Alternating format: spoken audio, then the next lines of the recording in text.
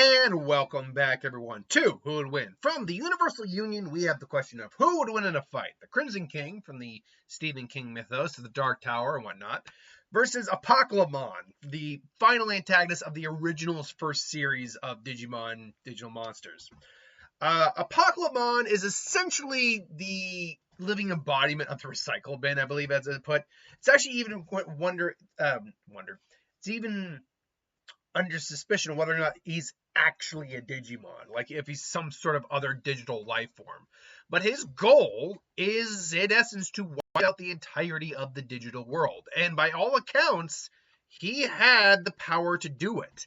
He had the power to literally wipe out he had a final self-destruction attack that allowed him to just wipe out entire dimensions, which is universes and so forth and so on. His goal was essentially to reduce everything to nothingness. No one knows its true identity. Whether this thing is a Digimon cannot be actually analyzed, although the reason for its appearance is unconfirmed. It is thought to have it seeks to purge the chaotic digital world and return it to nothingness. According to one theory, it's basically he is the prophesied apocalypse, more or less. And Apocalymon is strung by, if you are to consider him a Digimon, which most of us do, he is a mega to ultra level Digimon. Like, he goes beyond, he's a high powered mega, if not beyond that. And ultra is technically the level beyond mega. Very few Digimon ever reach ultra, but it is a level beyond. Now, that being said, in terms of his general abilities, he has all the physical enhancements, like physical strength, durability, all that. But he also is capable of creating his own pocket dimension of infinite darkness. He's capable of manipulating space and time to a certain degree. His presence, basically, it made time pass faster just existing in the digital world. He has actually a causality too, being able to kind of just be immune to time-based effects because of that. He's the embodiment of darkness in non-evolution, capable of actually reducing superpowered Mega Digimon back into their rookie stages. He can literally manipulate your evolution. He's got immense speed and attack potency. His attack potency, again, is to the point where he was going to wipe out the entire Digimon universe, multiverse and all. And the digital universe is multiple multiverses inside of each other. Like, there's universes upon universes in the digital world. It's not just one universe. It is many, many different worlds. And he's going to wipe that entire thing out. He has an ability called Darkness Zone, which essentially generates a dark dimension that extends between both him and his hands and erases everything in the path from its existence. He essentially has existence erasure under his belt. His Grand Death Big Bang is his final last resort, capable of wiping out parallel universes. Death Evolution basically is the one that manipulates evolution. He's also capable of copying attacks from specific evil Digimon he's copied. River Power from El Seedramon, Crimson Lightning from Iotasmon, Giga Cannon from Machine Dramon, so forth and so on. He is just an immensely dangerous Digimon. The only thing that was able to ultimately beat him were the Digidestins working together in combination with their Digivices to essentially lock his power in on himself as he was self-destructing. He blew himself up, more or less. The Digimon partners of the Digidestin could not beat him. It was the Digidestin themselves that were able to beat him. So he is an exceptionally powerful and dangerous individual. And he's not even the top dog Digimon of Digimon. Not close. There are Digimon that are way stronger than him. So, yeah. The Crimson King is... Now, the Crimson King... I can't remember the Crimson King... I've got a page up here for the Crimson King right now. If he actually has a legit name. No, that's just his name. Now, he goes by many monikers, including the Crimson King, the Devil, the Antichrist, Big Red, Lord Discordia, Lord of Chaos, Lord of the Spiders, Los Red, Los the Crimson King, the King, Ram Abalal, Red Daddy, Satan, the Kingfisher, Red King, the Red King, Los Red King, the Mysterious King, / possibly Pennywise. Although, why he goes by Pennywise, I don't know, because as far as we know, while they are the same species, apparently a form of were spider, they are not the same individual. In fact, it's actually believed that he may be the father of Pennywise. Because the Crimson King supersedes Pennywise in terms of power. But yeah, it's he is still the main antagonist, basically, of the Dark Tower series, and one of the other main antagonists of, was it Roland is the name? Where's the guy's name? Yeah, Roland. Roland Deschain, which is the guy that Idris Elba played in the Dark Tower movie. But yeah, his goal is to destroy the Dark Towers, destroy basically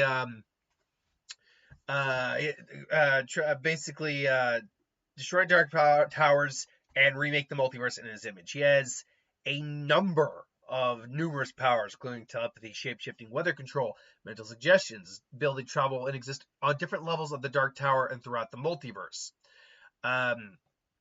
He's being almost omnipotence. He's implied to be higher being than itself in Maturin, but likely being even more powerful than them. The only being that is confirmed to be stronger than God is God, known by the Arabic religions as God. So basically, their God, is the only thing stronger than him. But yeah, he essentially has all the abilities that a godlike being of this nature would have: reality warping, mental domination, so forth and so on. But the question here is the level of power that is being brought to the table. That's what we really need to consider when we're talking about this fight. Crimson King power scale. See, when I was looking up the level scale of power, and I saw one that was that basically implied that the Crimson King is boundless. And the problem with this is they're using the concept of the Dark Tower and what it actually is. Each step is an infinite universe, and how did they put it exactly? I'm trying to find that actual statement I found here, because these are statements actually from the book itself. Excuse me. Oh God. For whatever reason, for whatever reason, it will not pop up the statement that I was able to find. There it is. Come on. So come on, there we go. The Crimson King. So the way they describe, someone was basically saying that Dark Tower possesses infinite steps within its chambers. Each step contains infinite universes and hierarchies of endless stories and narratives. A singular universe represents infinitely more universes inside of it, which it represents infinitely more inside of those universes, and so the cycle continues for eternity. Basically, because his goal was to destroy the Dark Tower, the implication people made, or at least this person is making, is that the Crimson King is boundless, more or less, and is beyond almost all characters in literature and fiction, which is bullshit. Sorry, it is a bullshit statement to make that. And why is that? Why exactly? Why is that a bullshit statement to make? Because if he really were that powerful, then he should be able theoretically to destroy the Dark Tower on his own. That's the statement they're making with that fact. That is what the Dark Tower is, and he wanted to destroy the Dark Tower. So he should be able to do this because the clear issue is he never did destroy the Dark Tower. If he had truly the power to destroy the Dark Tower, well, he would have done it before the Dark Tower series ever actually began. He had to go through many procedures and many plans to try to bring down the tower, because otherwise his own power if his own power was unable to do it, then he needed another way to go about it. Hence why the whole issue. Add on to the fact is that he's been beaten by mortals. Now, again, the Crimson King is still a being that is beyond a lot of other character strength. He you want to basically return to existence until null and void and refashion it in his unholy image, as they say. But I mean, all of his abilities are still on an existential level of power. Like, guys, he was basically set free, even killed himself at one point to release himself from his physical body. He's got a base level invulnerability. He controls the forces of chaos and evil, which exist throughout every level of creation. Like, he is still a multiversal level being. But the problem here is the fact that a lot of his power, a lot of his abilities, and the extent of his abilities are actually kind of unknown. Like he's that because the problem is um, he just never exerted enough of his power to really like show us what he could do. There's a lot of statements, implications, and there's certainly examples of his power. However, it's just we never see a full roster. And here's the problem: he said he was paranoid. If he was so powerful, he would have no reason to really be paranoid, but he was. He grew increasingly unstable over the course of the novels, eventually running mad by the end of the series. Yeah, that's great. That's not really a weakness. Again, he was eventually killed, or at least beaten by a mortal. And I think that's kind of key, at least to a degree, on what we would have to be dealing with here, because at least in terms of a fight. The reason for that is he's now a lot of I'm looking at some of the other power structures here. A lot of these things put him at metaversal, which I guess is technically true. Say the ability to unmake all creation, which includes the dark. Okay, so it's stated he does have the power to undo the Dark Tower, which is an infinite dimensional structure where each level represents a higher spatial temporal dimension. Okay, then why is he not able to do it from the beginning? He exists outside and beyond total existence, which also includes the Dark Tower. Said to be a dark aspect of gone and weaker. But speed is omnipresent. But again, this makes no sense. See, this is why I'm sure the Dark Tower books are good. I've also admittedly never read them. But this is why this logic makes no sense, even by this book series.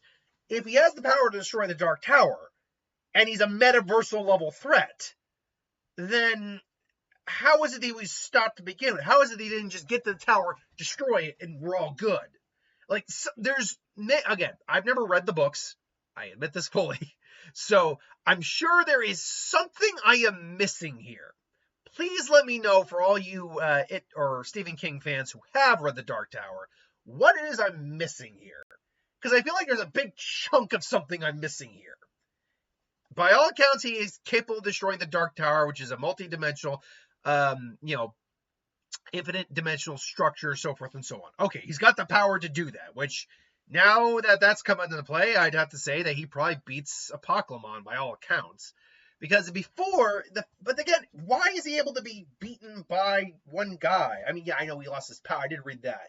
He lost his power, or he was very depowered by the end of it. But how he lost his powers, this is why characters like this don't work in these versus fights. They really don't.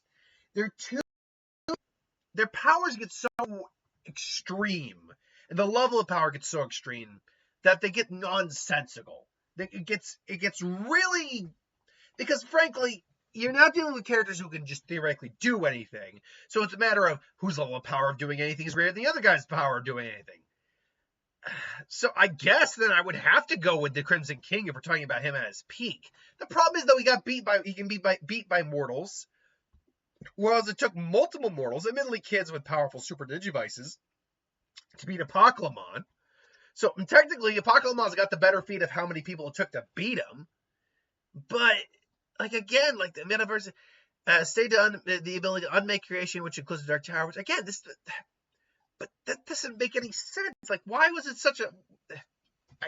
I don't know. Again, you go from, okay, he's got this power, but the Dark Tower wasn't destroyed. So what happened?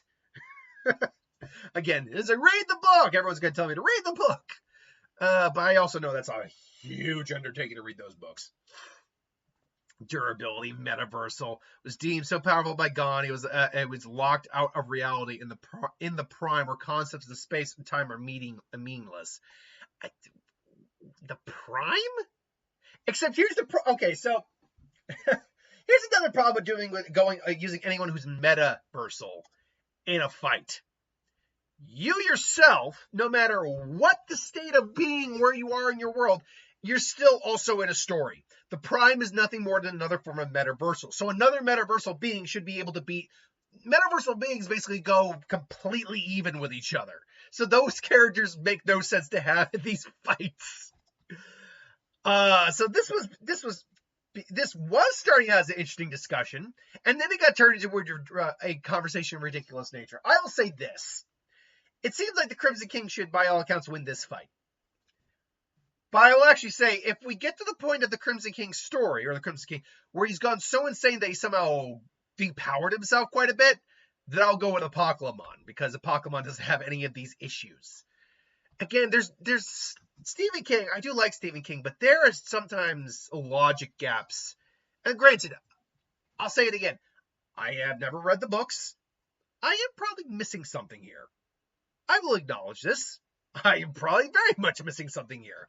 Once again, to the Stephen King fans in the audience, if you'd be so kind as to fill me in on what I'm not getting between point A and point C here. Where's the point B? That's what I know. Because you have this guy who's metaversal threat, locked out of reality, comes back apparently to destroy the Dark Tower.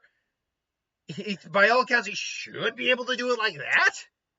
I guess. Maybe not like that, but shouldn't have any threats to him, except this guy called Roland, who is immortal and yet is a threat to him. Okay, point A, point C. Where's the B?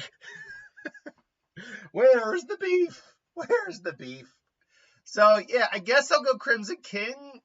I guess.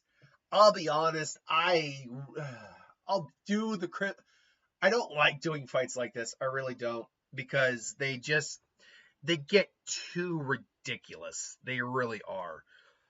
And again, Metaversal is just a dumb, I'll be honest, Metaversal, breaking the fourth wall is one thing, but Metaversal is just a different thing entirely. Like, it actually is a stupid level of of power scaling at that point. Because at that point, if you're Metaversal, there should be nothing that stops you in a fight, quite frankly. So the fact that he lost his power and then ultimately was defeated is kind of stupid. I digress. Let me know what you think. Thanks for watching. Hope you enjoyed. I'll see you next time.